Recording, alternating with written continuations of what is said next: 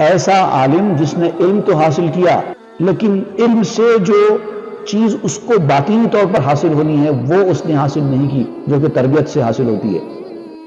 تربیت کیے بغیر، تزکیہ کیے بغیر جو آدمی علم حاصل کرتا ہے اس کی مثال اس کرتا لے جانے والے کی طرح ہی ہوتی ہے۔ دوسرے اس سے فائدہ اٹھاتے ہیں، اس کو خود کو فائدہ حاصل نہیں ہوتا، وہ دوسروں کو فائدہ پہنچاتا ہے اپنے علم سے۔ وہ خطاب کرتا ہے، بیان کرتا ہے، لوگ سنتے ہیں اور اپنے دل کو پاکیزہ کرتے ہیں، جبکہ خود اس کو وہ پاکیزگی حاصل نہیں ہوتی۔ اسی لیے قرآن مجید میں علم حاصل کرنے سے پہلے تزکیے کا ذکر ہوا۔ یتلو علیہم آیاتہ ویزکیہم ویعلمہم الکتاب والحکمہ۔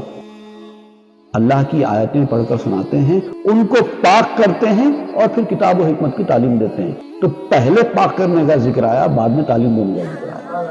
تربیت حاصل کر کے، تزکیہ حاصل کر کے علم حاصل کرو، پھر آپ کا علم آپ کے لیے روشنی ثابت ہوگا، آپ کے اندر اجالا بھر دے گا۔ لیکن اگر تربیت حاصل نہ کریں گے، صرف علم حاصل کریں گے، تو آپ کے علم سے دوسروں کو تو فائدہ ہو جائے گا، آپ کو خود کو نہیں ہوگا۔